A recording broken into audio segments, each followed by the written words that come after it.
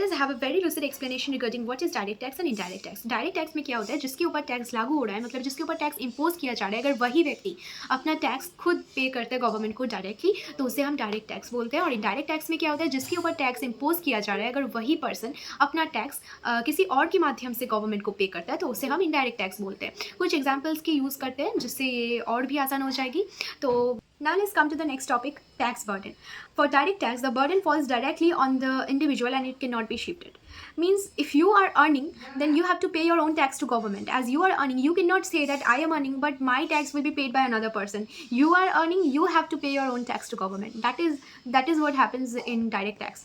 And in indirect tax, the burden is shifted to the consumer by the manufacturer or service provider. Means one who is providing the service or the manufacturer shifts his burden to others. Others means obviously consumer or customers. His tax will be paid indirectly by the consumer or customer to government.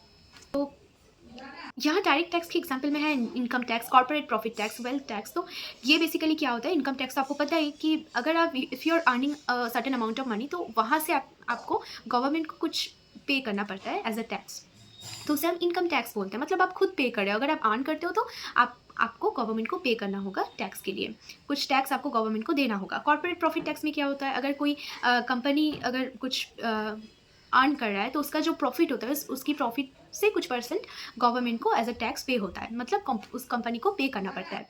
तो अब आते हैं indirect tax की examples पे, जैसे कि GST हो गया, कस्टम ड्यूटी हो गया, एक्साइज ड्यूटी हो गया। जीएसटी क्या होता है, जीएसटी मतलब गुड्स एंड सर्विसेज टैक्स। मतलब कोई मैन्युफैक्चरर अगर कोई कुछ चीज़ें बना रहा है, तो वो चीज़ें ओबियसली प्रॉफिट के लिए वो सेल करेगा, तो सेल करने से वो कुछ अर्न करेगा, तो फिर टैक्स लगेगा। पर उसकी टैक्स क्या होता है ना, कंज्यूमर और कस्टमर्स उसके टैक्स इंडायरेक्टली पे करते हैं गवर्नमेंट को।